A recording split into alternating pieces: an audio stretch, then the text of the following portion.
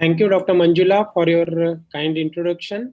I am really thankful to Dr. Shubhada Neil and all the team of this Garva Sanskar who have involved me for this today's program.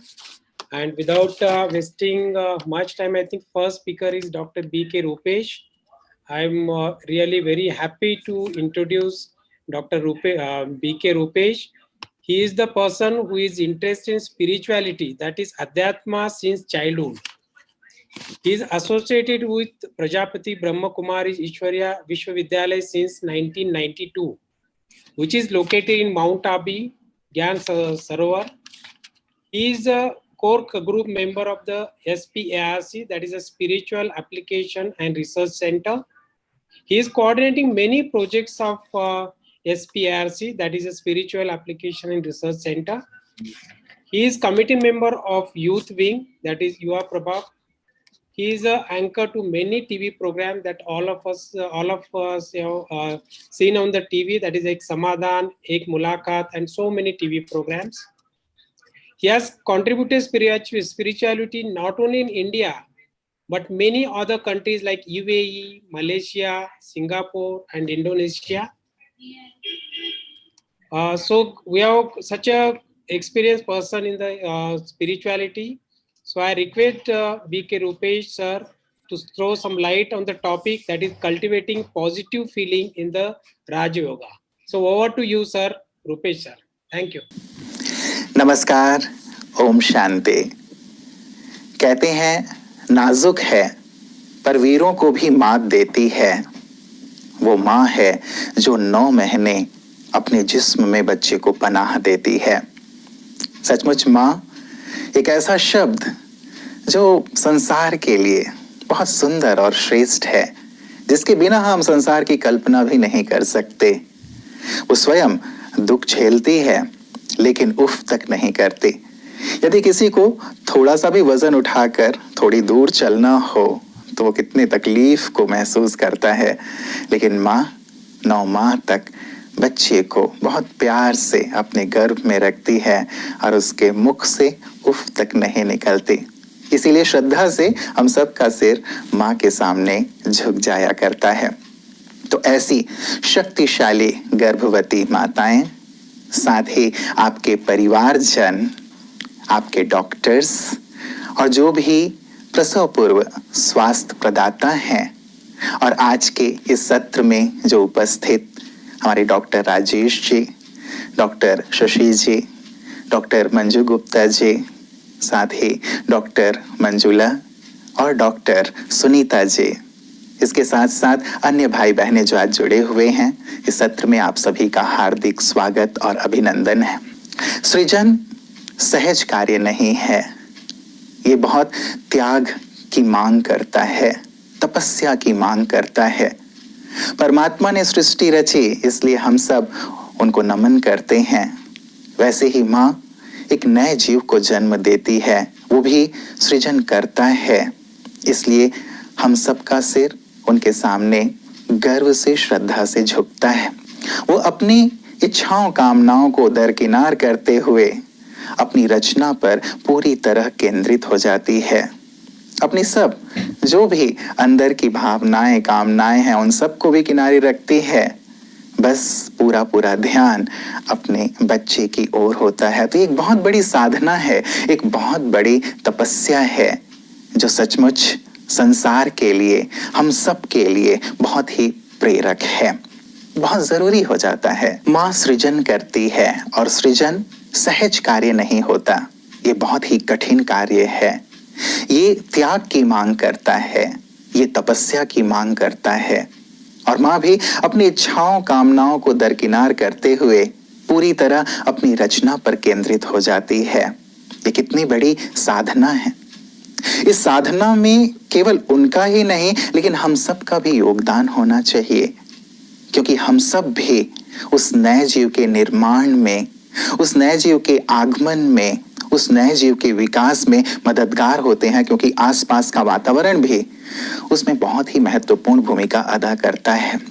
कहते हैं गर्भधारण के पश्चात 18 सप्ताह के बाद जो बच्चा है वो हार्ट बीट को सुनने लगता है, और ये भी कहा जाता है कि 26 सप्ताह के बाद वो अंदर और बाहर दोनों की आवाजों को सुनने लगता है। अभिमन्यु हमारे सामने इसके बिल्कुल ही जीवंत उदाहरण है। शास्त्रों की बातें हमने सुनी हुई हैं। अंदर की आवाज अर्थात माँ जो सोच रही है, उनकी जो भावनाएं हैं, उसका सीधा सीधा असर बच्चे पर पड़ता है। जैसे हम बीज बो रहे हैं उस समय बच्चे के अंदर कि बच्चा कैसा होगा, जिस प्रकार का बीज होता है वैसा ही वृक्ष होता है। यदि हम बीज बबूल का बो रहे हैं तो हमें वृक्ष आम का नहीं मिलता। यदि हमारे संकल्प, हमारी भावनाएं शुद्ध हैं, श्रेष्ठ हैं, महान हैं, तो वो सब बच्चे के अंदर उस समय प्रवेश करते हैं, क्योंकि वो कच्चे मिट्टी के समान होता है। हम उसे कैसा स्वरूप दे रहे हैं ये हम पर निर्भर करता है। और बाहर की आवाज भी, अर्थात बाहर जो भी कोलाहल हो रहा है, जो भी बातें हो रही हैं, जो भी परिवेश है, जो भी वातावरण है, उसका सीधा सीधा असर बच्चे के ऊपर होता है। इसलिए हम सब बहुत जिम्मेवार हो जाते हैं कि कैसे और किस रूप में हम बच्चे को देखना चाहते हैं। कई बार हम कहते हैं कि अरे ये बच्चा 2 साल का है, 3 साल का है, अभी से कितना गुस्सा करता है, कितना इरिटेट होता है, पूरे ही घर को सिर पे उठा के रखता है, नाक में दम करके रखता है। कहाँ से इसने ये सीखा?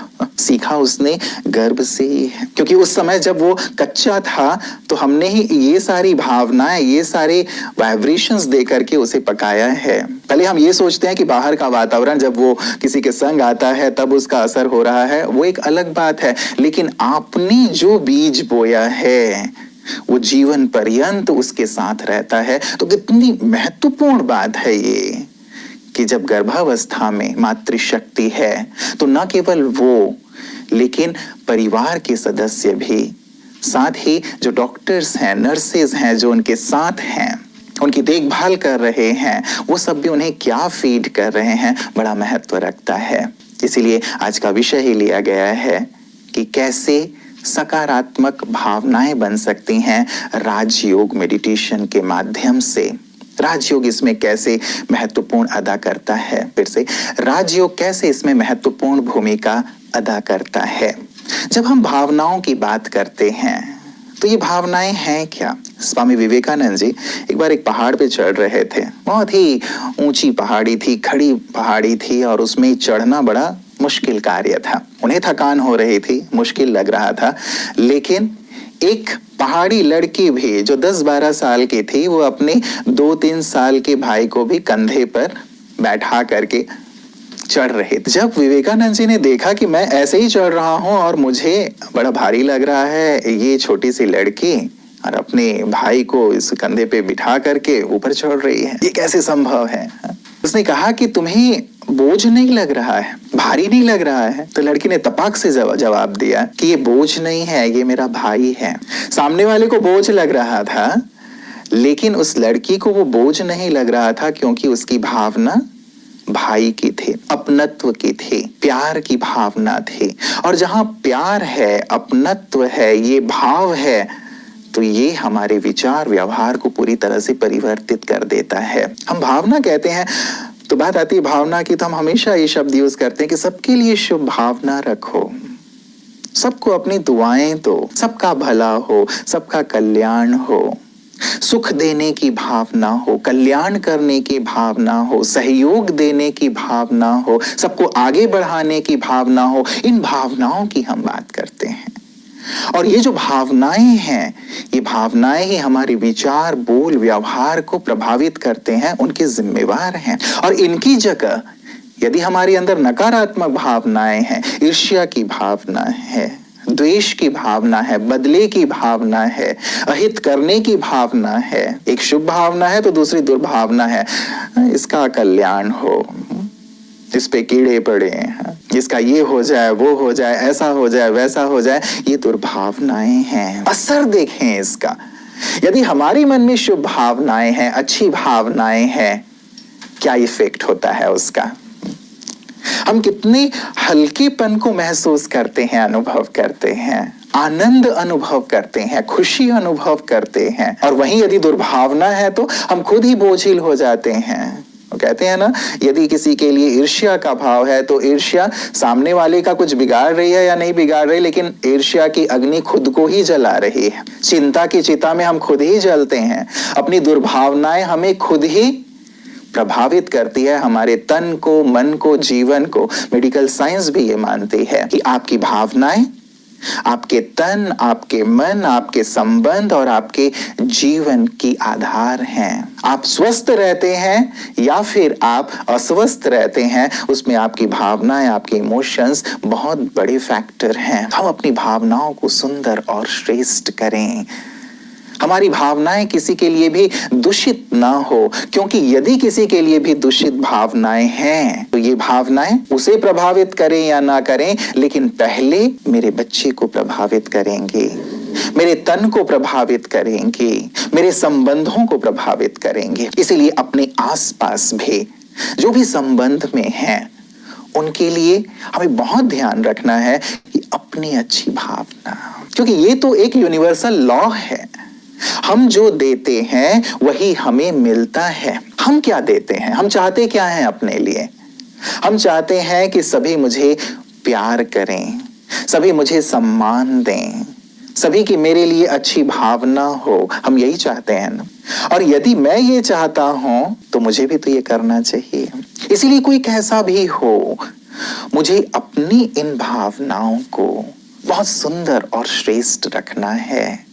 माना कि अप एंड डाउन होता है, माना कि सामने वाले का व्यवहार कभी दुर्व्यवहार के रूप में होता हो, जो आपको अप्रिय हो, कुछ घटनाएं ऐसी होती हों जो आपको अप्रिय हो, कुछ बातें ऐसी होती हों जो आपको अप्रिय हों, लेकिन ऐसे में भी अपने मन को शीतल और शांत रखना, अपने आप को पॉजिटिव रखना, ये बहुत बहुत आवश्यक है।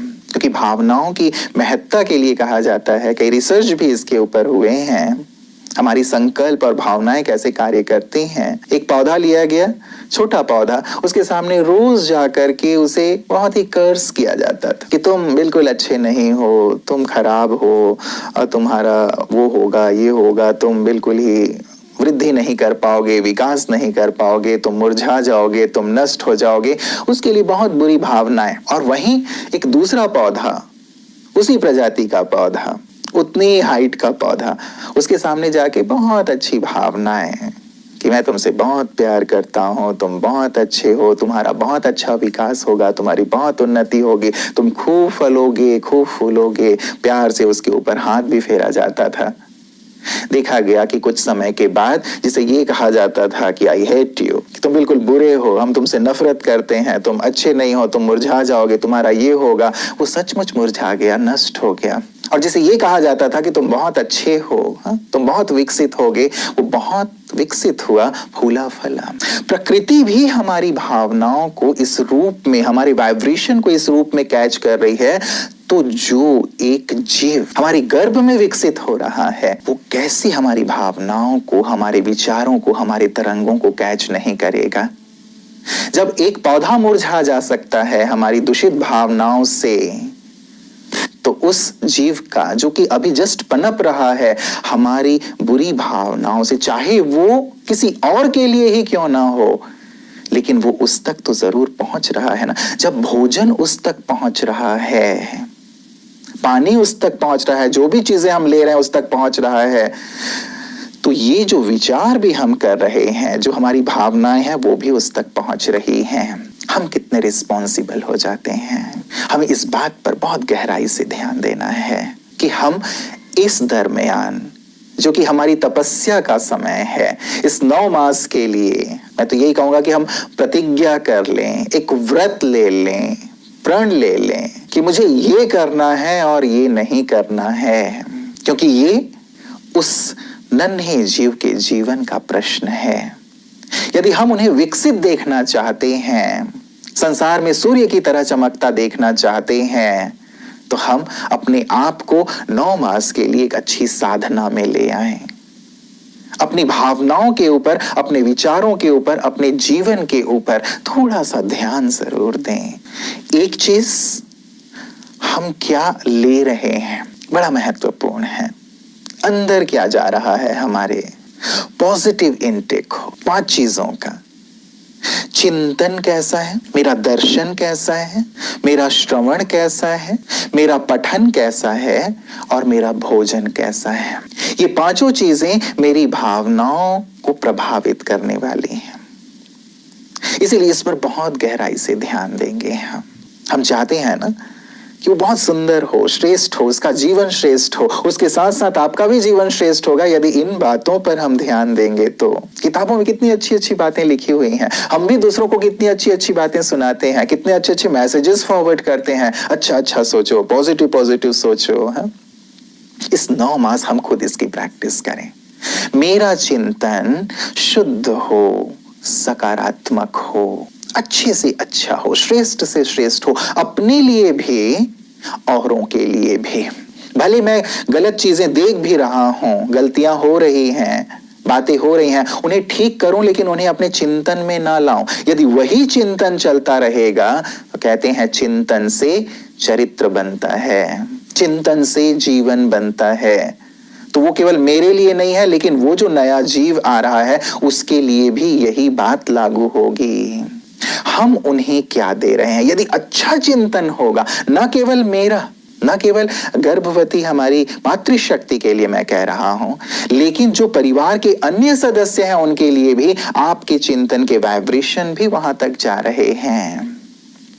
शुद्ध चिंतन, श्रेष्ठ चिंतन, महान चिंतन, अपने लिए भी, अपने परिवार के लिए भी, समाज के लिए भी, संसार के लिए भी।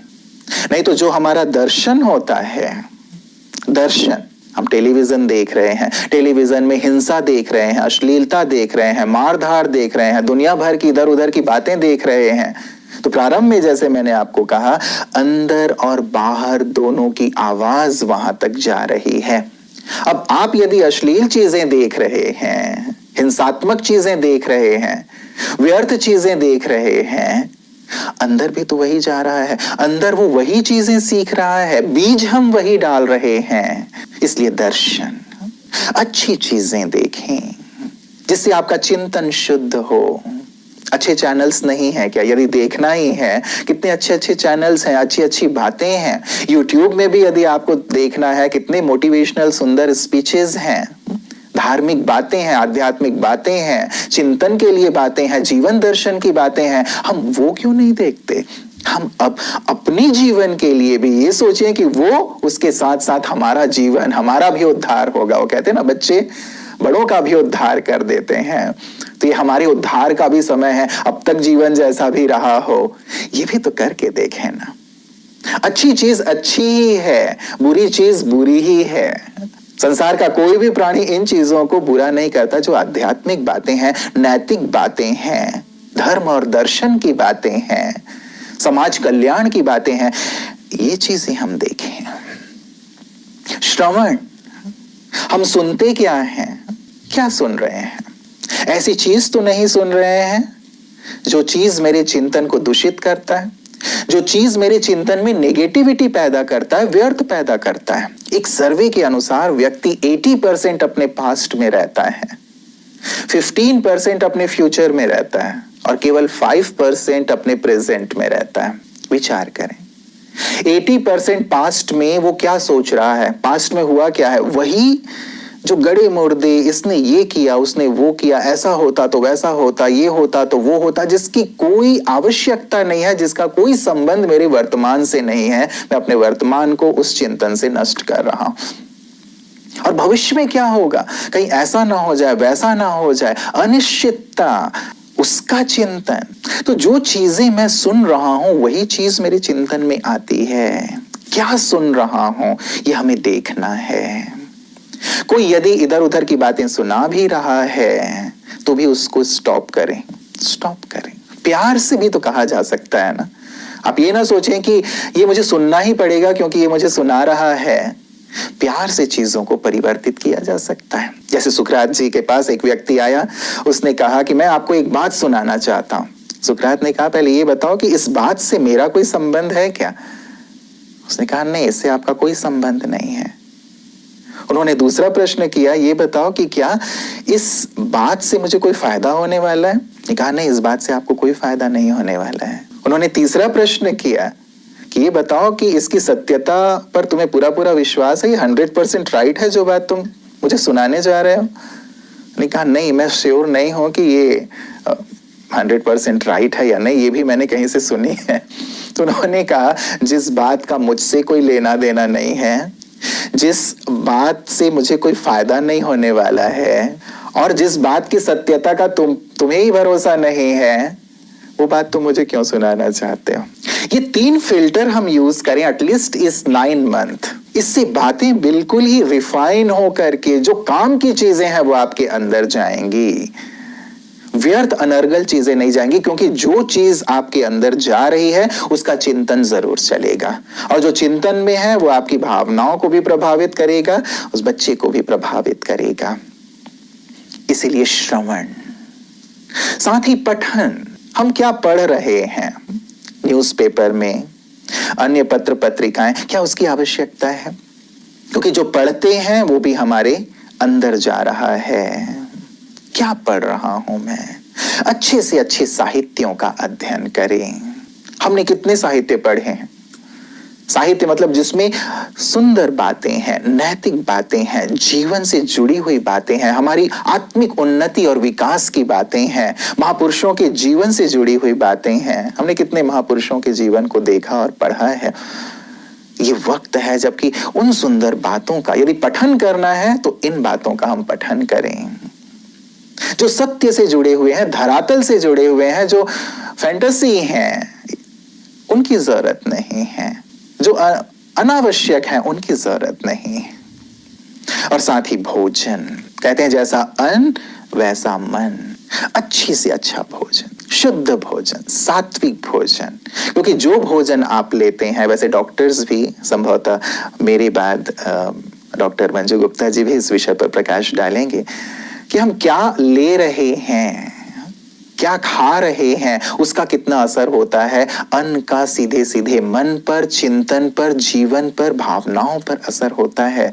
अनेक कहानियां शास्त्रों में प्रचलित हैं कि एक संत गए राजा के यहाँ, संत थे, केवल कमंडल लेकर के चला करते थे, लेकिन जब राजा के यहाँ ठहरे, बड़े ही सुंदर कमरे में ठहराया गया, एक स्वर्ण प्रतिमा उस कमरे में रखी हुई थी। उनके मन में भाव उत्पन्न होने लगा सन्यासी जी के कि इस स्वर्ण प्रतिमा को मैं उठा लूं, चुरा लूं, इसको लेके चल पड़ो।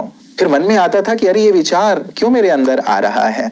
बड़ा द्वंद्व चल रहा था उनके मन में इस बात को लेकर कि ये क्यों आ रहा है मेरे मन में। लेकिन फाइनली जब सुबह उनके जाने का वक्त आया, उन्होंने वो स्वर्ण प्रतिमा उठाई और चलते बने अपने कुटिया की ओर। जब वो अपनी कुटिया में पहुंच गए, थोड़ी देर के बाद उन्हें लगा अरे ये मैंने क्या किया, मैंने तो चोरी की। बड़ी ग्लानि का भाव मन में पैदा हुआ और राजा के पास उस स्वर्ण प्रतिमा के साथ पहुंचे। बोला भोजन किसने बनाया था? सीधा प्रश्न, उसके पास ले चलो मुझे। अब जब लेके गए बावर्ची के पास तो उसे पूछा कि तुम क्या सोचते सोचते किस भावना के साथ, विचार के साथ भोजन बना रहे थे? तो उसने बहुत सत्यता के साथ ये बात कह दी, क्योंकि राजा भी उनके साथ, संत महोदय के साथ पहुंचे थे वहां। सच सच बताओ, उन्होंने कहा। उन्होंने कहा महाराज बहुत दिनों से मेरे मन में ये विचार आता रहता था कि ये जो स्वर्ण प्रतिमा है बड़ी ही सुंदर है, मैं कैसे इसे उठा के ले जाऊं, कैसे मैं इसे अपने पास ले जाऊं, ये बड़ा ही सुंदर है और यहाँ तो यूजलेस लग रहा है, मैं इसे उठा सकता हूं। और इसी भावना, इसी संकल्प के साथ मैंने भोजन बनाया। इस कारण शायद संत महोदय के मन में भी ये विचार उत्पन्न हो गया। हम जो ले रहे हैं मेरे विचारों को प्रभावित करता है, साथ ही उस बच्चे को भी प्रभावित कर रहा है। न केवल उसके तन को प्रभावित कर रहा है, लेकिन उसके मन को प्रभावित कर रहा है, उसकी भावनाओं को प्रभावित कर रहा है, उसके जीवन को प्रभावित कर रहा है। इसीलिए पॉजिटिव इंटेक, चिंतन, दर्शन, श्रवण, साथ ही पठन और भोजन 9 मास के लिए, ये हमारे लिए भी सुंदर तपस्या है। न केवल हमारी मातृशक्ति के लिए, लेकिन मैं पूरे परिवार के लिए भी कह रहा हूं। दूसरी महत्वपूर्ण बात इसका ध्यान रखें कि यदि कोई चिंता आ भी जाती है, कोई परेशानी आ भी जाती है, कोई गमगीनी की बात है, संसार में हम रहते हैं, परिवार में हम रहते हैं, बातें आती रहती हैं, लेकिन एक बहुत सुंदर सी धारणा जो बहुत काम की है, सरेंडर एवरीथिंग टू गॉड। ईश्वर को अर्पित करना सीखें। वो हमारे माता पिता हैं, कल्याणकारी हैं। हम अपनी सब बातें उन्हें अर्पित कर दिया करें। एक लेटर टू गॉड आप एक शुरू कर दें।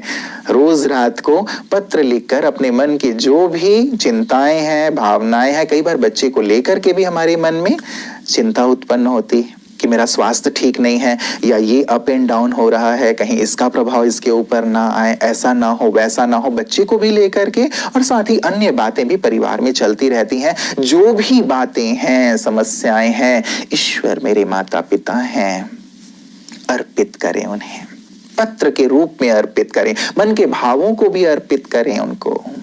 आप देखेंगे कि कितने हल्के हो जाते हैं, आप बिल्कुल हल्के हो जाएंगे।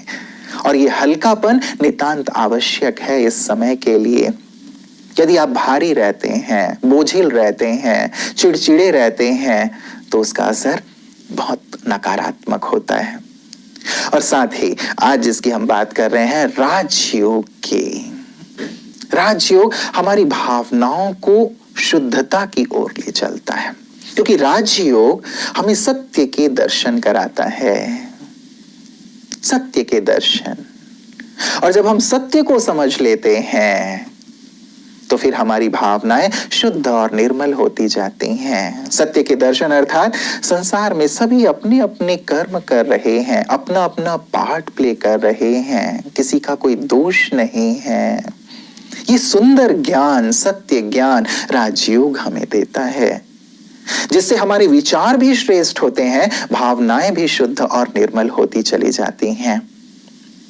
राजयोग हमें स्वयं से मिलाता है, हमारे सत्य स्वरूप में हमें स्थित कर देता है।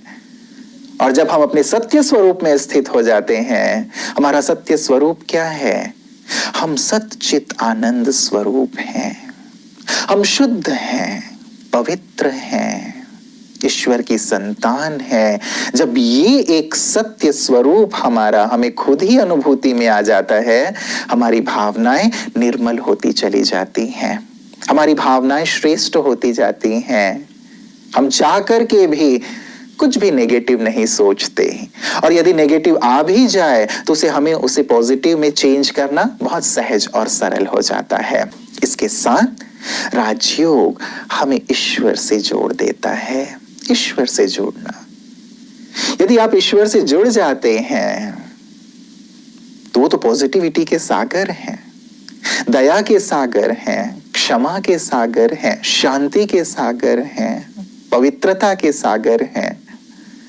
और जैसे हम किसी व्यक्ति के साथ रहते हैं तो उसका सीधा सीधा असर हमारे ऊपर आता है ना। आप सागर के किनारे भी चलते हो तो उसकी शीतलता का आप अनुभव कर पाते हो। यदि आप आग के पास बैठते हो तो उसकी जो भी उष्मा है उसे आप अनुभव कर पाते हो। तो जब हम ईश्वर पिता से जुड़ जाते हैं तो उनसे जुड़ते ही हमारा मन पूरी तरह से शुद्ध होने लगता है, हमारी भावनाएं शुद्ध होने लगती हैं, क्योंकि उनका सानिध्य, उनका सामीप्य हमें अंदर से निर्मल करता है। उनकी किरणें न केवल मुझे शुद्ध करता है, लेकिन हमारे अंदर जो जीव है, जो अभी विकसित हो रहा है, उसके अंदर भी इस प्रकार की सुंदर और श्रेष्ठ भावनाओं को विकसित करता है। राजयोग के बहुत सारे एक्सपेरिमेंट्स हुए हैं। बाहर तो डॉक्टर्स भी ये कहते हैं ना कि more than 80% diseases are psychosomatic. 80% से ज्यादा रोग मन से उत्पन्न हो रहे हैं, क्योंकि मन में ही बहुत सारी गंदगी है, मन में ही बहुत सारी नेगेटिविटी है, व्यर्थ है, वही बीमारियों को पैदा कर रहा है।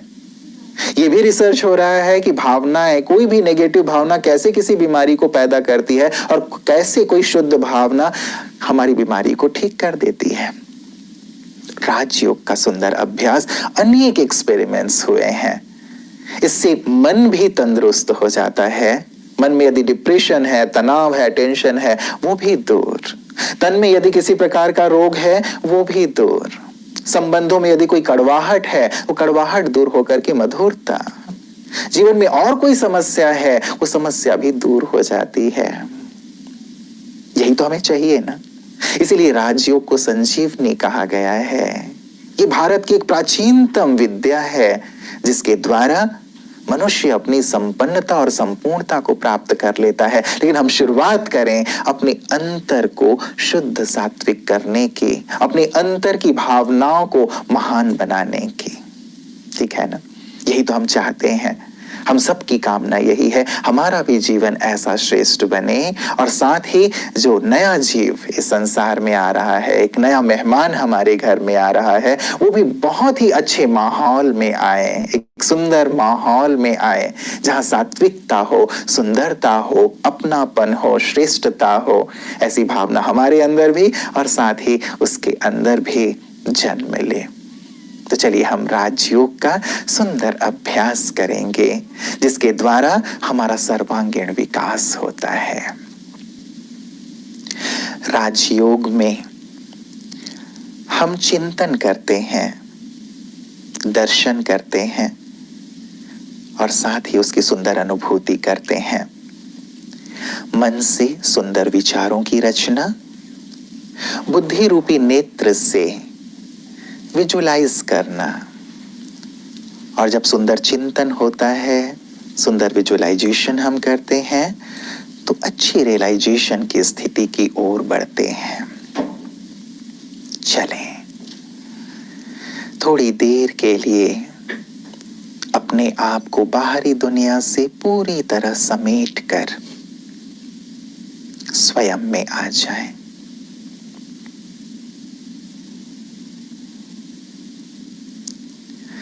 मैं एक सुंदर और श्रेष्ठ रचना को, एक जीव को इस धरा पर लाने के निमित्त बने हूं। उसका संपूर्ण विकास मेरी जिम्मेवारी है। परिवार के सदस्यों, उनकी भी जिम्मेवारी है कि वो बहुत अच्छे विचार और भावनाओं से उस बीज को सींचें। हम सब अपनी इस जिम्मेवारी को अनुभव करते हुए सुंदर और श्रेष्ठ विचारों की ओर चलें। मैं एक महान आत्मा हूं, श्रेष्ठ आत्मा हूं, ईश्वर की संतान हूं। जैसे ईश्वर पिता प्रेम के सागर हैं, वैसे मैं भी उनकी संतान प्रेम स्वरूप हूं।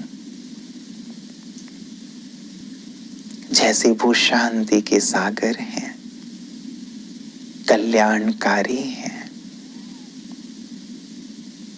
वैसे मैं भी शांत स्वरूप हूं। जैसे परमात्मा पिता की सबके लिए शुभ भावना है, कल्याण की भावना है, मैं भी अपने लिए, अपनी रचना के लिए और सर्व के लिए शुभ और कल्याणकारी भावना रखूं। अनुभव करें जैसे परमात्मा महाज्योति मेरे सामने है, वो अपनी शुभ भावनाएं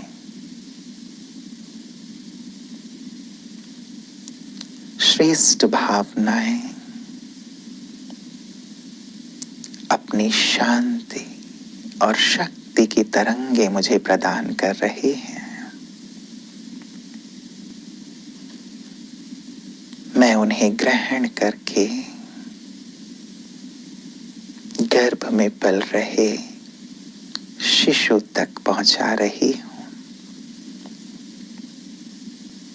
मैं बहुत शांत स्थिति का,